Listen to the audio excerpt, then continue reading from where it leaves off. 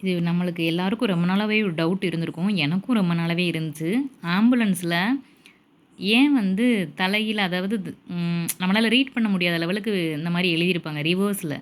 ஏன் இப்படி எழுதுறாங்க அப்படின்னு. ஸோ அதுக்கு என்ன ரீசன் அப்படின்னா, நம்ம இதுக்கு முன்னாடி படிச்சோம் இல்லையா? சமதள ஆடியில இடவல மாற்றம் அப்படின்னு இருக்குன்னு சொல்லிட்டு. ஸோ அந்த இத தான் நம்ம இங்க வந்து யூஸ் பண்றாங்க.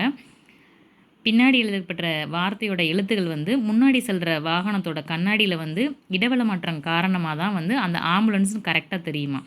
ஸோ இப்ப நம்ம நேரா எழுதியிருந்தோம்னா, அவங்களுக்கு அத ரீட் பண்ண முடியாத லெவலுக்கு இடவல மாற்றமாகி, நம்ம ஷஃபிள் பண்ணி தெரிஞ்ச மாரி தெரியும். இதே இது நம்ம எழுதும்போதே வந்து இந்த மாரி பின்னோக்கி எழுதியிருந்தோம் அப்படின்னா, நம்மளுக்கு முன்னாடி போற வண்டி வந்து அதில கண்ணாடியில பார்க்குறப்ப ஆம்புலன்ஸ்ன்னு கரெக்ட்டா தெரியுமாம்.